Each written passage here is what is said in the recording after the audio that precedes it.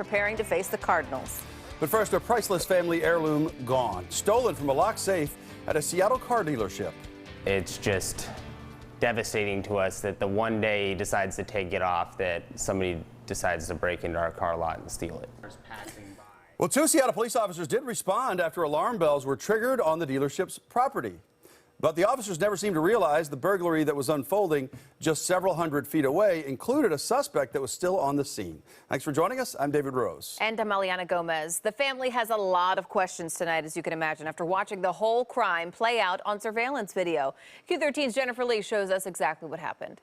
It's very, very unfortunate. Unfortunate doesn't begin to describe this loss. The ring to us is priceless. I mean, it's the only memory that we have of my grandfather. Zach Lindquist says the burglary happened while 2 Seattle police officers responded to Wild West cars and trucks after alarm bells were triggered. We expect the police officers, if they're called to respond to a burglary, that they follow protocol by checking the whole property. In the cover of night early Saturday, a burglar creeps onto the property in Seattle. Here he is making his way past the showroom to the office building in the lower end of the parking lot.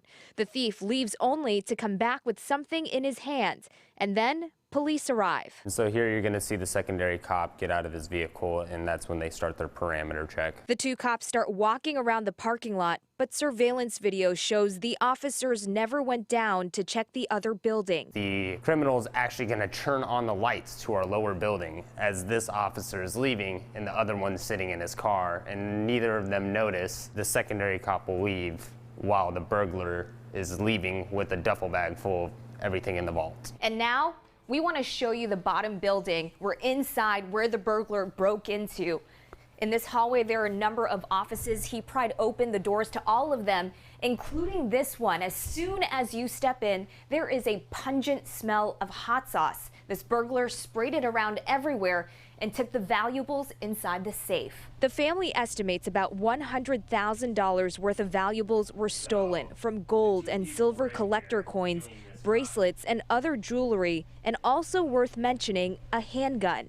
Of course, the biggest loss is the family treasure. It is a 90-year-old ring. It was passed down from his father's fathers down to him after his father passed away, and it's an heirloom that was supposed to be passed down to me or my older brother. Zach believes the burglar used a power tool to cut the safe open and says the cops were on their property for nearly 50 minutes. And now they want some answers. Seattle police say records show the officers responded to the alarm call, and later officers responded to take a burglary report.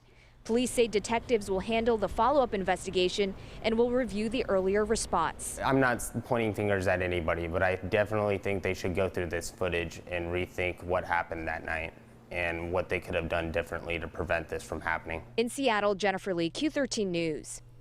Well, the family's offering a $5,000 reward to anyone who returns their heirloom ring or helps them find it. No questions asked.